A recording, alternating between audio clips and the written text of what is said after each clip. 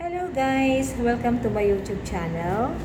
Bali, ang i-explain ko ngayon sa YouTube na ito ay paano mo ba malaman kung ikaw ay may problem sa thyroid mo.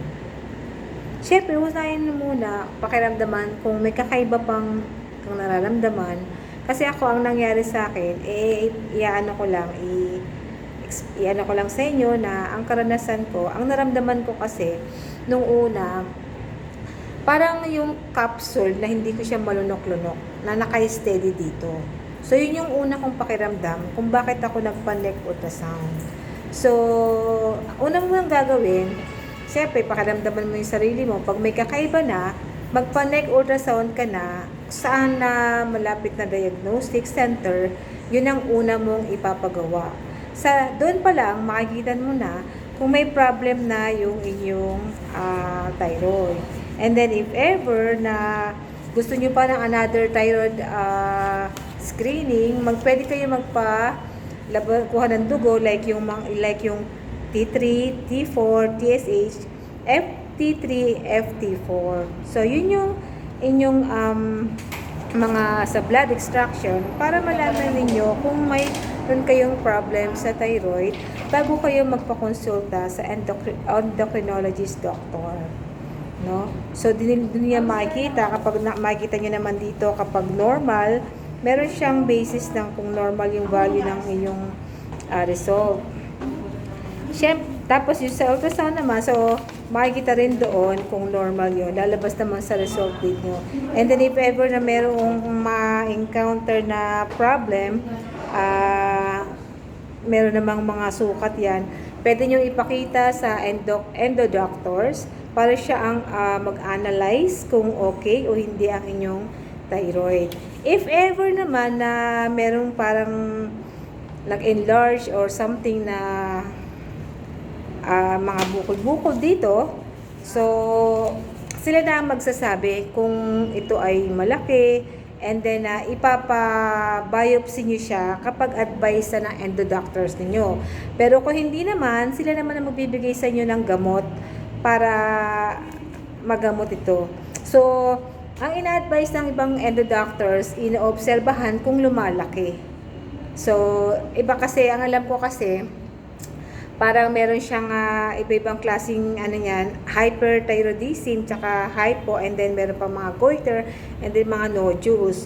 So, depende, kahit na normal ang inyong thyroid result sa blood test ninyo, minsan may mga nodules pa rin doon. So, kailangan maging aware kayo sa inyong katawan kasi mas maganda kung early detection ang gagawin natin.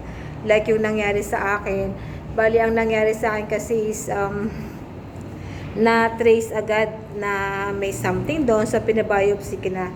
So, suspicious siya doon sa nodules na yon. So, by sa susunod naman, para in-advise sa akin ng ENT doctor tsaka ng surgeon na kailangan tanggalin na ang thyroid ko. So, yun po. Kasi siyempre, you need to face yung ganun talaga. Kasi kesa naman kung cancer man yan o hindi, kailangan natin na matanggal yan kung cancerous. Kung hindi naman, so sila na mag-a-advise sa inyo. Kung gusto niyo naman magpakonsulta sa mga government, siyempre, yun, walang bayad doon sa government. And then, wala ring bayad ang operation sa mga hospitals. So, basta importante ay makita natin kung normal ang ating mga blood test, normal tayo para syempre para mas mahaba pang time natin sa family. Yun naman ang purpose natin kung bakit kinakailangan natin ng ganito, di ba? Para mag-enjoy pa tayo, makasama natin ang pamilya natin.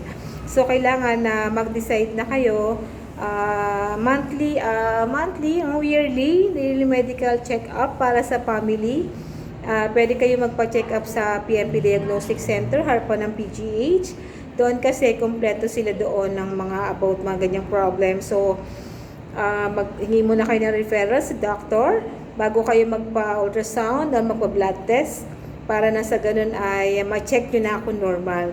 Well, kung normal naman ang inyong mga blood result ninyo, di congratulations. Keep up the good work. I may say, tuloy-tuloy lang mga healthy living na kinakailangan. Minsan sabi nila, hindi naman daw healthy ka okay naman din yung ano. So, may mga nodules at mga bukol-bukol na kinakailangan talagang tanggalin. So, have a good day.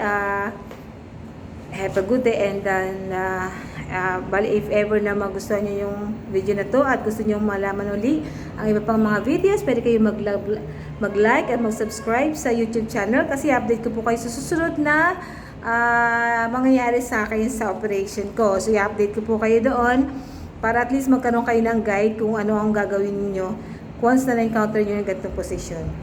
Thank you so much!